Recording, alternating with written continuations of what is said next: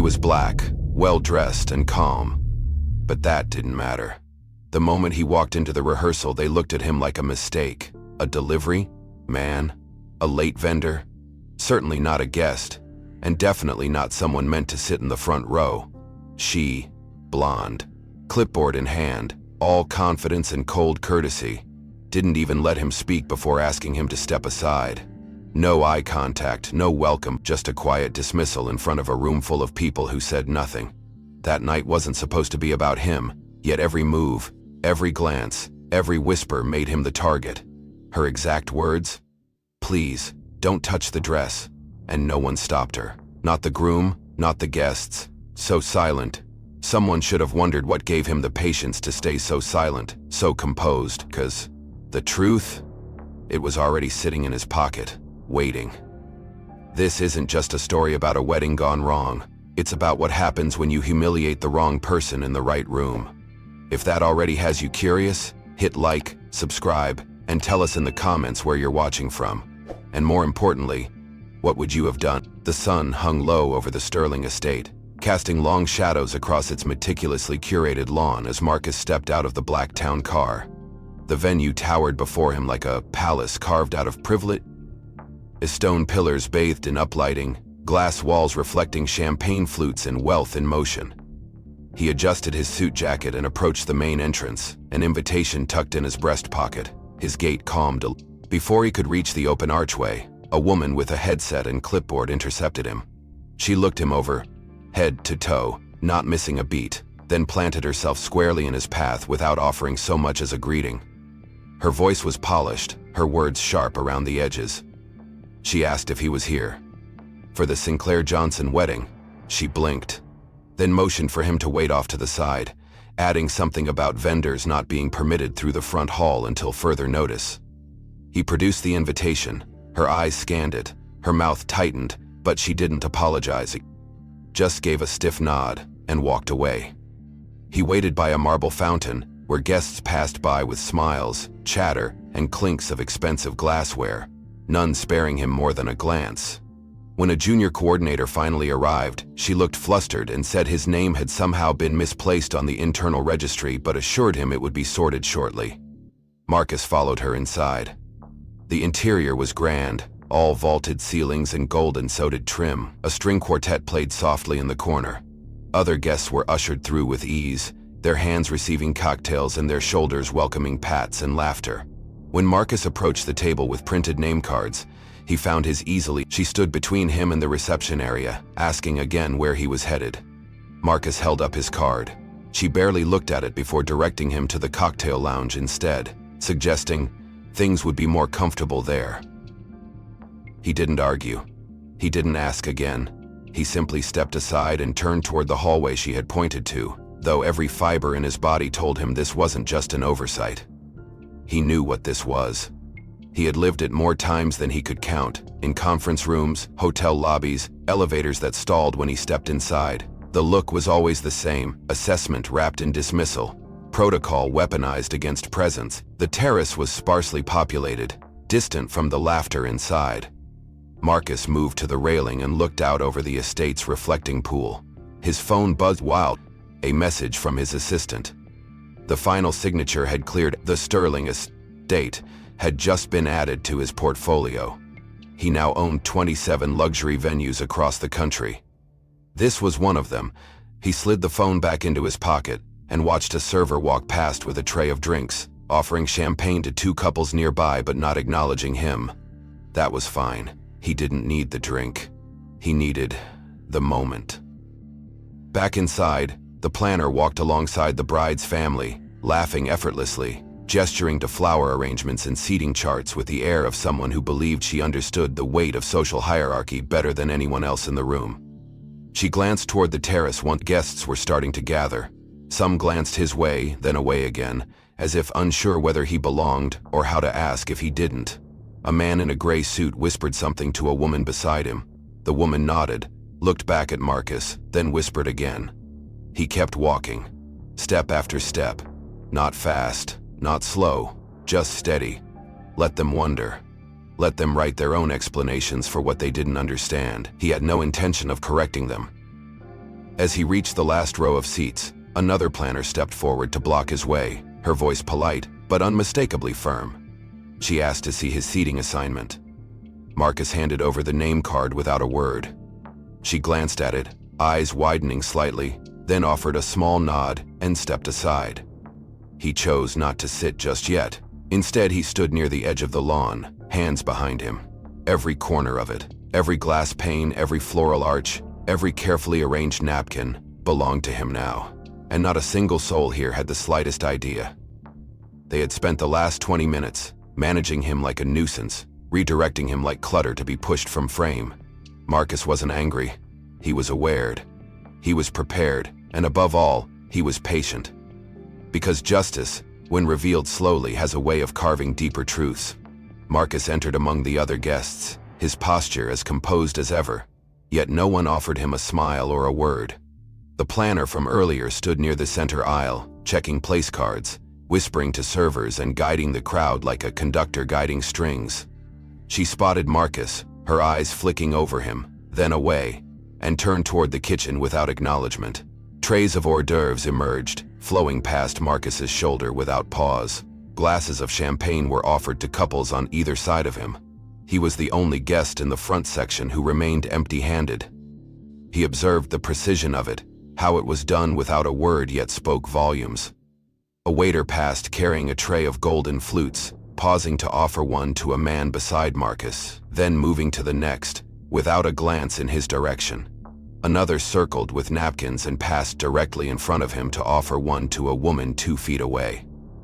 Marcus stood near the edge of a group of laughing guests, none of whom turned his way. One of them, a middle-aged man in a pink linen suit, raised his glass, made a passing joke about limited seating at the bar, and glanced at Marcus only long enough to skip him. The message wasn't subtle, it was systemic, the kind that moved like an invisible rope tightening around the edges of a room.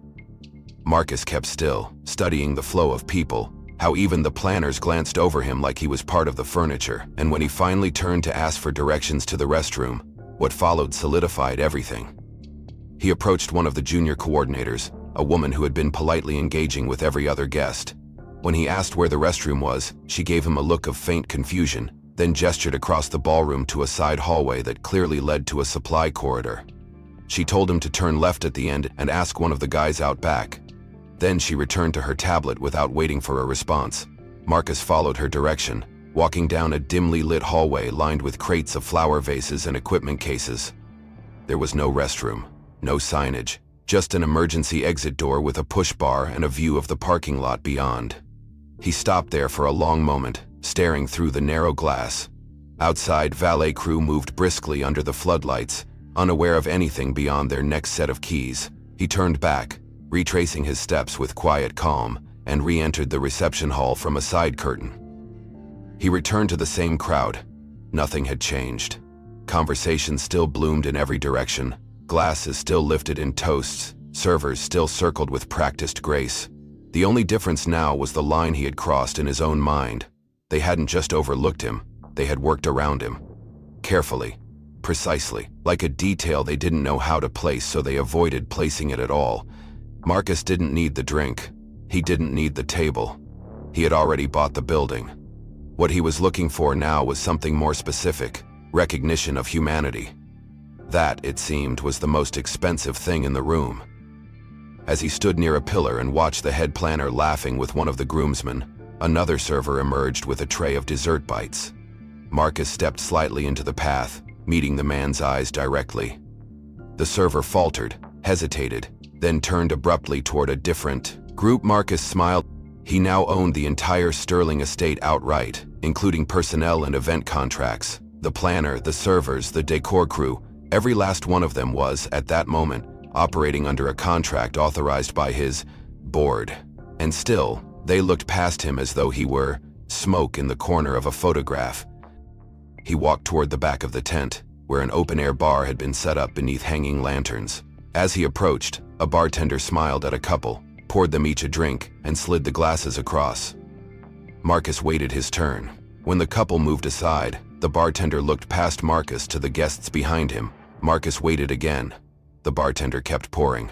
Marcus stepped forward and cleared his throat. The bartender blinked, surprised, and without apology said they were preparing drinks for a group reservation. Marcus said nothing, simply stepped back and watched. Not one question, not one courtesy, just another invisible redirect. He understood now that this wasn't about perception. When the speeches began, Marcus was nowhere near the head table. Though listed at table 1, a subtle reassignment had occurred. His name card was nowhere to be found, replaced with another. A server explained with vague words about adjustments and last-minute arrangements. Marcus returned to the main hall just as the final toasts ended and the lights dimmed slightly to signal the start of dinner service. Guests filed toward their assigned seats, laughter and casual chatter echoing beneath the crystal chandeliers. Marcus walked slowly, his hands clasped behind his back, surveying the room he now owned but was still being denied a place within. At table 1, his nameplate had again been removed, replaced with a gold-tagged seat card bearing a different name. He reached into his coat pocket and pulled out his original card, clean and embossed with his name, clearly designated for that table. As he approached, the planner noticed him. Her smile dropped, her shoulders squared. Without hesitation, she moved toward him with brisk, decisive steps. She positioned herself between Marcus and the chair, blocking his access like a wall dressed in silk and silver. She raised her voice, loud enough for those nearby to hear, addressing him not by name but as Sir, asking him to step back from the table immediately. Several heads turned, conversations quieted, the sound of forks scraping china faded into a hush. Marcus remained still, extending his name card toward her with a calm hand. She didn't look at it. Instead, she asked to see a formal invitation, her voice sharpened. When he pulled it from his inside pocket and held it out for her inspection, she snatched it from his hand, glanced at it briefly, then crumpled it with one motion and dropped it onto the tablecloth beside the bread plates. Her voice rose again. She claimed he had entered under false pretenses, accused him of attempting to claim a VIP seat without authorization, and told the nearby server to alert security. The room fell almost completely silent as the planner turned away from Marcus and began to address the nearby guests directly. She said the event had been carefully curated, that certain areas were reserved for family and investors, and that the estate had strict protocols to prevent disruption. She framed her words with professional polish, but the subtext was clear. This man didn't belong. A few guests avoided eye contact. A man in a pale blue suit leaned over to whisper something to his date, and she shook her head, her expression tight. The humiliation wasn't loud, but it was unmistakable. Marcus stood where he was, unmoving, the destroyed card still on the table beside him. He looked at it briefly, then at the woman, who now laughed with a guest only a few feet away, acting as though nothing had. Security didn't arrive immediately, but the damage had already been done. Marcus turned and walked back toward the far edge of the hall, every movement deliberate, every step echoing against the marble with perfect clarity. Guests watched him go, their curiosity overtaking discomfort now. One woman in an emerald dress whispered to her friend, asking if he was press or staff. Another man wondered aloud why someone like that had even made it this far into the venue. No one asked Marcus. No one offered help. The planner passed behind him on her way to the front, speaking into her headset, issuing instructions. "Make sure he doesn't return," she said. "We don't need scenes like this." A few people nodded. Marcus reached the terrace doors, pushed them open, and stepped into the cool air, the laughter from inside still audible behind him. Outside, the estate glowed in amber tones, beautiful and hollow. He paced the stone path once, then paused by the edge of the reflecting pool. In the silence, he thought of every moment that had led to this, every meeting, every transaction, every contract that made this place part of his portfolio. The irony was sharp, the ownership was real, and yet they had tried to reduce him to a disruption, a threat, a mistake in their carefully painted, not by shouting, not with slurs, but with the kind of humiliation only the privileged could deliver, polished, public, and performative. Marcus took out his phone. The legal team had already sent the termination packet. He reviewed it again, line by line, then set a timer on his screen. 1 hour, that was how long he would wait. 1 hour before he pulled the thread that would unravel every illusion they thought they had stitched into place. Inside, the planner continued her work as though nothing had happened. She smiled for photos, directed the music cues, and thanked donors as they moved between courses. She glanced toward the entrance occasionally, ensuring that Marcus had not returned, confident the situation had been resolved. Guests resumed eating, their attention shifting back to themselves. The moment passed for them, but not for Marcus, and not for the building they stood in, built on assumptions they never once questioned. The clock on his phone continued to count down, silent and certain. 58 minutes remained. Through the tall windows he could see them still seated, still laughing, their world unbothered by the public degradation they had just witnessed. No one had followed him out. No one had stopped the planner. No one had even questioned the incident. Inside, someone poured another round of drinks, a server reset a centerpiece, and in the far corner of the ballroom, a small cluster of women gathered, their sequined dresses catching the light as they leaned into one another with hushed amusement. They had watched the scene unfold minutes ago, and now their whispered commentary was accompanied by tight smiles and knowing glances. The woman in red pointed discreetly toward the terrace, her manicured finger tapping her wine glass as she chuckled. "He's still out there," she said, her voice half lowered but not enough to escape the mic of a nearby phone, waiting for someone to give him a tray and let him back in. The others laughed. Another woman leaned close and added, "DoorDash is getting bold these days." The comment earned a round of stifled giggles. One of them, barely 20, all angles and champagne sane, lifted her phone and turned it toward the window. "Let's go viral," she whispered, tapping record. The lens focused on Marcus, still standing motionless under the arch. Her caption typed quickly, "Uninvited guy thinks he's a guest. Wedding drama incoming." Laughter followed again, and one of them whispered, "Let's see how many views we get before the cake's cut." Back outside, Marcus turned his head slightly. He couldn't hear them, not clearly, but he saw the glint of the phone in the window, the soft flick of a camera lens, the familiar posture of someone using ridicule as entertainment. He had seen it before, on stages, in boardrooms, at conferences where his presence was treated like a novelty or a misstep. Their faces changed. They weren't mocking the scene, not as a person, but as an idea, as something outside the story they had scripted for themselves. And none of the onlookers around them spoke up. No one interjected. No one said, "That's enough." Instead, they sipped, laughed, tapped, and recorded, as if the cruelty they witnessed could be turned into content, into temporary amusement, without consequence. Further inside the reception, another group had gathered near the dessert table. One man, broad-shouldered and loud, relayed the incident to a group of groomsmen with exaggerated flair. She crumpled his invite like it was a receipt, he said, pantomiming the motion, then told him he could wait for leftovers outside. The others laughed. One said, "Damn, she's got guts," or just tired of gatecrashers. The first man grinned. "He didn't look like a guest. That's all I'm saying." Their conversation continued unchallenged. A bridesmaid passed by, heard the remarks and kept walking without a word. Another guest, scrolling through her phone, paused briefly on the viral clip being posted and smirked. She liked it and moved on. The silence of the crowd wasn't passive it was endorsement. The absence of resistance was its own kind of violence, its own kind of complicity. The planner, unaware of the camera or perhaps indifferent to it, returned to the main aisle and resumed directing staff.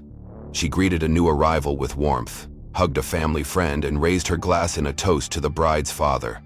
The man clinked glasses with her, murmuring something about how order had been restored, and both laughed.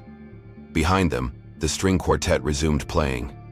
The scene returned to its curated elegance. Aside, Marcus stood alone beneath the string of lanterns now flickering above the terrace. The temperature had dropped slightly. He didn't shiver. He didn't pace. He waited. And as he did, the video made its way across group chats and social media feeds. No names, no context, just a man standing silently while others decided what story to tell about him. Across the venue, a junior server stepped out from the back hallway, holding a crate of empty glasses. He passed near Marcus, hesitated, then continued walking without speaking. A moment later, a DJ arrived and began setting up equipment near the bar. He, too, glanced Marcus's way, then busied himself with wires and cables. No one approached. No one asked what had happened. Inside, more guests had begun to dance. The floor filled slowly. The lights dimmed further. And the video of Marcus, cropped, distorted and captioned without truth, racked up its first 1,000 views. The girls who had filmed it moved toward the bar, triumphant in their mischief, oblivious to what it had cost them. To them, it was nothing. To Marcus, it was fuel. He pulled out his phone once more, checked the countdown. 32 minutes. Then he made a call. Brief, efficient. "Start the protocol," he said. "All assets under the Sterling portfolio are to be flagged for review tonight. No operations past midnight." From the far end of the room, Marcus saw his original place card, now resting on a side table, replaced at the head table by a new card bearing someone else's name. He stepped toward the spot, calm but direct. As he reached the second row, the planner intercepted him, a polished smile on her face that never quite reached her eyes. She gestured broadly and said the seating arrangement had been optimized and asked him to follow her. Marcus didn't move. She leaned closer and added, "This section is reserved for our most significant guests. I'm sure you understand." Her voice dropped to a whisper, but her tone was anything but discreet. "This isn't personal, sir. This is about flow." She waved her hand like someone sweeping dust off velvet. Several nearby guests turned to watch the exchange. The groomsmen, standing a few feet away, looked on with faint amusement, drinks in hand, tuxedos already loosened. One of them, grinning, asked, "Something wrong with the seating chart?" The planner replied loudly enough for half the row to hear, No problem. Just keeping the front seats clear for names that matter." A ripple of low laughter followed. Marcus said nothing. His posture didn't change. He didn't raise his voice or make a scene. But he did glance at the place card the planner had in her hand, folded once and now creased down the center. She placed it in her binder like a form being discarded. The groomsman stepped closer and, smirking, added, "No offense, man, but this is kind of a black tie affair, not community outreach." His friends chuckled behind him. The planner didn't correct him. She didn't blink. Instead, she guided Marcus toward the back of the reception hall, past the sound booth and the emergency exit. There, she motioned toward a table near the serving station. A few other guests were seated there, vendors plus ones, a cousin who arrived unannounced, someone's out-of-town co-worker. No one looked up. "There we go," she said brightly. Nice and close to the bar. She didn't wait for him to sit. She turned and walked away, her heels tapping against the stone like punctuation marks. Behind her, the groomsmen resumed laughing. One of them added, "She's good, real good. Should have hired her for our company gala." Another guest said, "She knows how to protect the brand." Marcus remained standing beside the table, not touching the chair, his gaze locked on the dance floor, where the bride and groom had just begun their first dance. He walked instead to the far wall and leaned lightly against one of the stone columns, partially in shadow, half hidden behind a planter of white orchids. From there, he observed. Guests sipped champagne, photographers snapped flashlit candids, and servers began to clear appetizer plates from the head table. No one noticed him now. The moment had passed, the damage done. To them, he was simply gone, moved, adjusted. But Marcus wasn't absent. He was absorbing, calculating. The insult hadn't just been personal, it had been strategic, public, intentional. A test, perhaps. Or a warning. But they had misread him. Again, he glanced at the planner across the room, now deep in conversation with the bride's mother. They laughed together, arms entwined. He checked his phone. The board team had sent over the preliminary report on the estate's operating license and vendor network. Everything he needed was already in motion. Staff contracts, event permits, hospitality rankings. He replied with one sentence, "Freeze all renewals." Then he slid the phone back into his pocket and walked slowly toward the garden doors, stepping outside into the cool night. Behind him, music swelled and lights danced across the floor. Marcus waited, unobtrusive yet clearly visible, as he observed the queue inch forward. When his turn came, he moved toward the bride and groom with calm steps, his demeanor steady but sincere. His hand reached forward slightly, a gesture of respect more than intimacy, a nod of goodwill on a night that had shown him little. But just as he stepped near the bride, the planner intervened again. She slid between them like a drawn curtain, placing a hand firmly on Marcus's chest. "Let's not touch the dress," she said flatly, her tone cool and final. The bride blinked, startled, unsure of what to say, her expression suspended somewhere between courtesy and confusion. The gesture was small but devastating. Heads turned. Several guests paused mid-taste to glance in their direction. The planner didn't step back. Instead, she leaned subtly toward the groom, who had just turned to greet Marcus, and whispered something short and sharp. It seems someone slipped in who doesn't belong. The groom's brow furrowed, caught between the gravity of her words and the moment's momentum. He didn't respond immediately. Marcus stood still, his expression unreadable, but his eyes flicked between the two of them with surgical precision. It wasn't just an interruption. It was a warning dressed as protocol, delivered with the smoothness of someone who had done this before. Behind them, the line of guests grew longer, the smiles more forced, the laughter thinner than it had been only moments ago. Something had shifted, and Marcus knew it wasn't accidental. He stepped back slowly, giving space without retreating. The planner watched him go, her eyes cool, satisfied.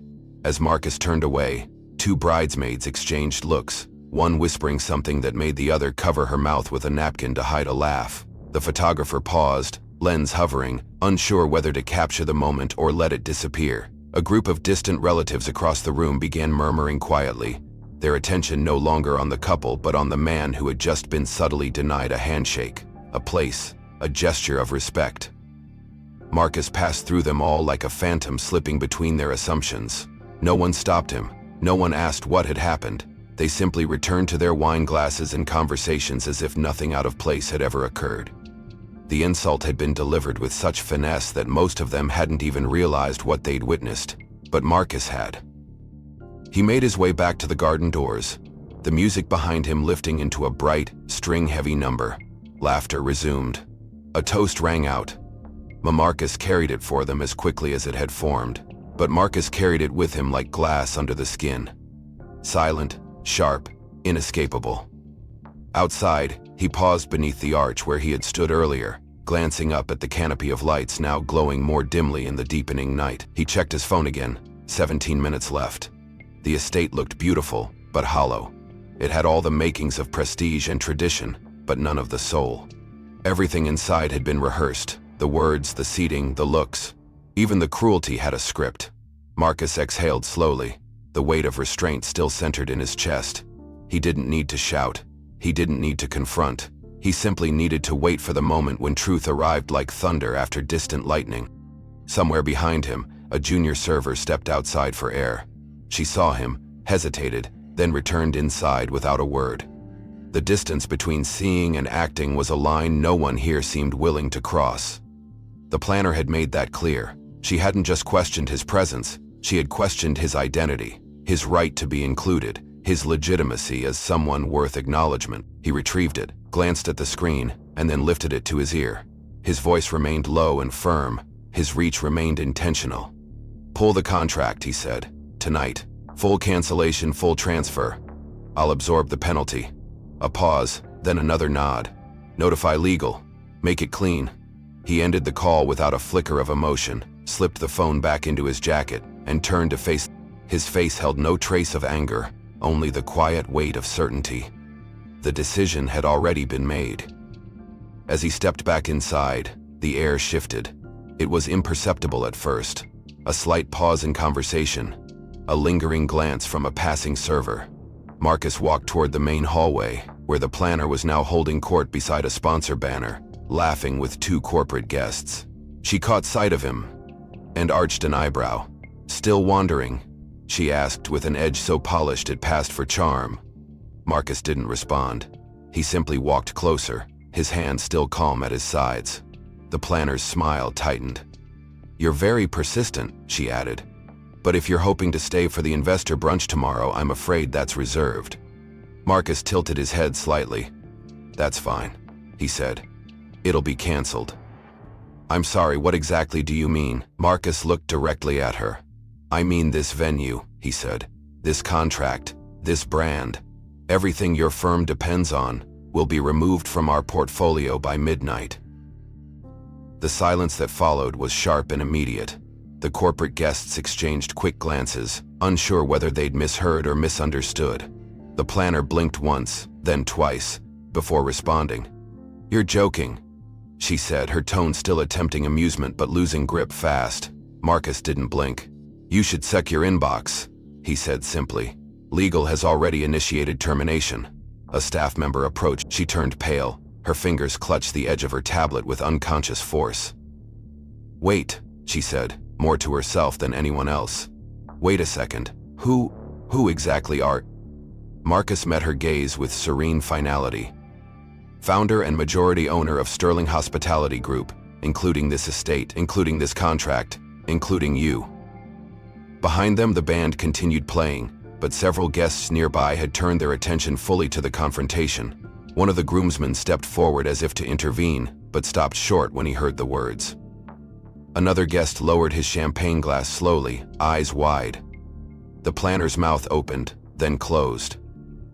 She stared at Marcus like the ground had shifted beneath her. "That's not possible," she said, but her voice had lost all conviction. Marcus turned slightly, gesturing toward the large crest displayed on the far wall. "Sterling Estates, etched in gold, haloed in soft uplighting." "You've worked under my brand for 6 years," he said.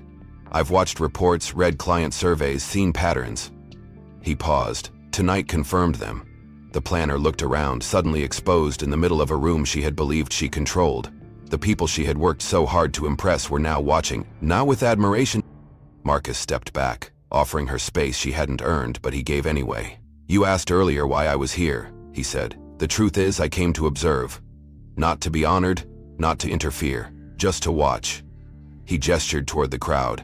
"Now I've seen enough." The planner said nothing.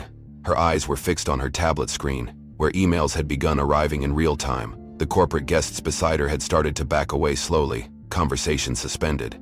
Marcus stepped outside, just as the planner stood frozen under the chandelier, tablet still vibrating with incoming emails. Conversations in the ballroom had dropped to hushed murmurs, guests piecing together bits of revelation with widening eyes. Within minutes, a ripple of movement came from the far end of the venue as the estate's general manager. He was moving fast, phone in one hand, urgency in every step. Upon spotting Marcus near the terrace, he stopped short, composed himself, and approached with deference, rare for a man of his position. "Mr. Sterling," he said, dipping his head in apology. "I was just informed. Please accept my sincerest regrets for what's happened tonight. It does not reflect our standards."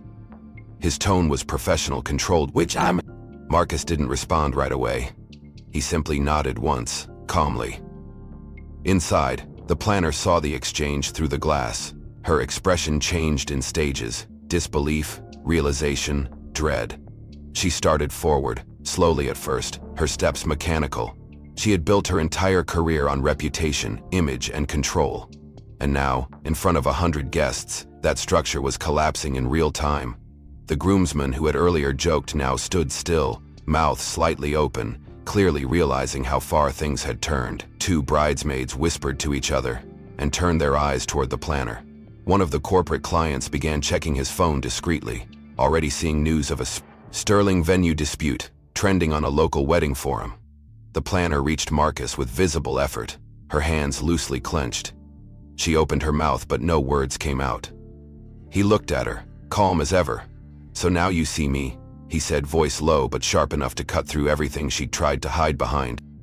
The manager gently placed a hand on the planner's shoulder, guiding her back a step. "We'll handle this," he said quickly. "We'll speak to the board first thing in the morning." Marcus's eyes stayed on the planner. "There won't be a board meeting," he replied. "The decision's already been made." A planner blinked, her skin pale beneath the makeup. A few feet away, the bride approached cautiously, her voice quiet, asking if everything was okay. Marcus turned to her, nodded once, and with a faint smile said, "Congratulations. May this be the happiest moment of your life." He meant it. His tone was warm, sensing something deeper in his words. The groom said nothing, caught between obligation and unease, his eyes flickering toward the planner with growing suspicion. Back in the center of the ballroom, the music had stopped. The band waited for a cue that never came. Staff hovered at the edges, uncertain whether to clear plates or remain still. The planner stood in the middle of it all, phone now silent, body frozen, reputation unraveling in layers. Guests who once greeted her with admiration now avoided her gaze. A bridesmaid scrolled through a message thread and showed it to her friend. Heard its net, 900 million. It wasn't rumor anymore. It was fact. And suddenly every action, every decision made that night was being re-examined. The planner's words, her tone, her arrogance. Each remembered moment became evidence. No one defended her. Not anymore. She didn't resist. She simply walked like someone who just discovered the room they ruled belonged to someone else all along. Marcus stayed near the entrance, not lingering, not needing to. The impact had landed. The silence he left in his wake was louder than applause. A waiter, who had earlier avoided serving him, now approached, hesitated, then said, "Sir, may I offer you something?" Marcus declined with a simple gesture, nothing spiteful, only clear. The waiter nodded and stepped back. The planner disappeared behind a velvet curtain, and the hum of the room began to return, but not as it had been. This wasn't just an awkward interruption, it was a reckoning, and everyone present knew they had witnessed something irreversible. A woman near the back whispered, "He owns all of this?" Someone else replied, "The whole chain, $900 million. And they treated him like staff." Eyes turned, reputations faltered, and beneath the chandeliers, the truth stood tall in a perfectly tailored suit, needing no microphone to be heard. Their presence signaled one thing: official action. They walked directly toward the planner, who stood near the service entrance trying to compose herself. One of them leaned in and whispered firmly, her face drained of color. Guests nearby could hear fragments. The planner tried to speak, but her voice faltered under the collective weight of eyes now locked on her. "I didn't know," she muttered. "If I had known who he was." But no one responded. The sentence ended in silence. She had lost the room. As she turned to leave, her heels clicking sharply against the tile, someone near the band snapped a photo. Then another guest raised their phone. Within seconds, the exit of the once proud planner became an unscripted final act. Mailed, shared, reposted. A groomsman whispered, "She's done." A bridesmaid shook her head, murmuring, "Career suicide." On camera, the bridesmaid assistant, still near the bar, quietly stepped away and began packing up their digital equipment.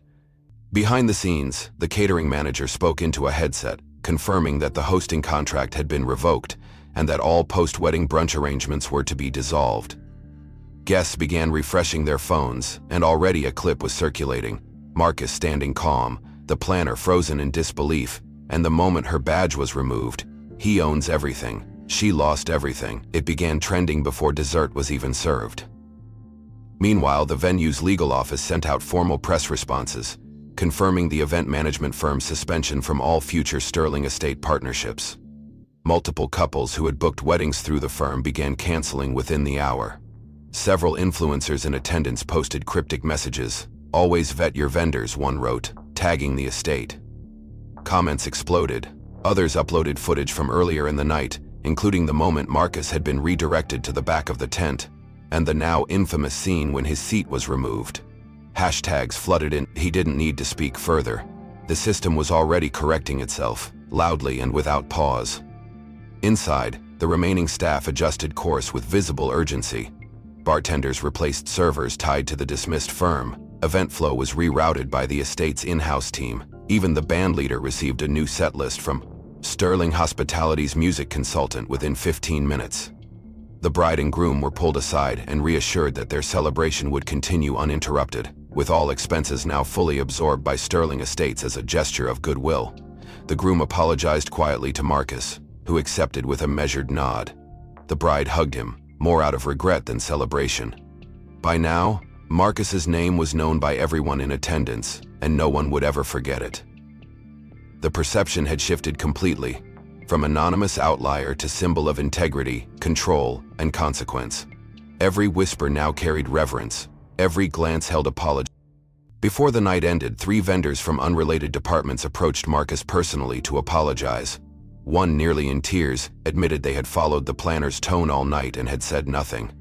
Marcus simply replied, "You don't need to apologize. You just need to do better."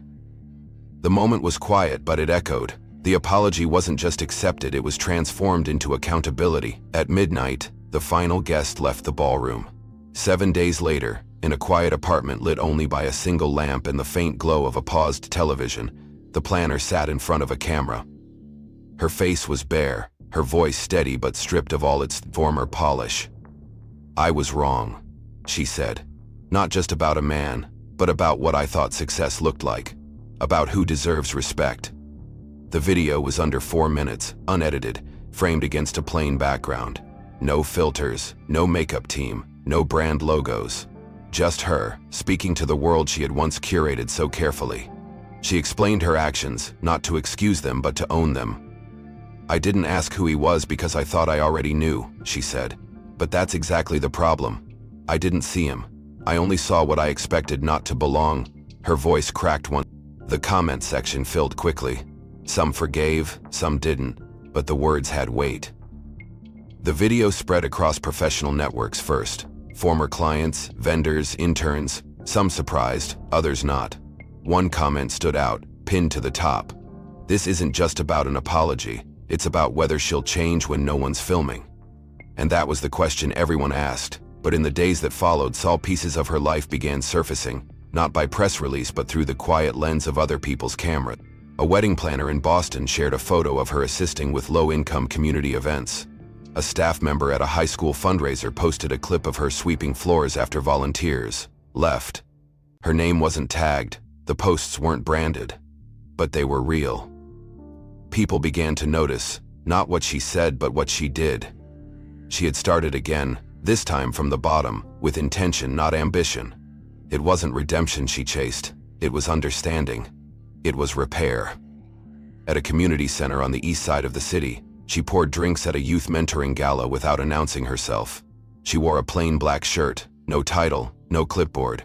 She carried plates, cleared tables, and spoke to every guest with equal warmth.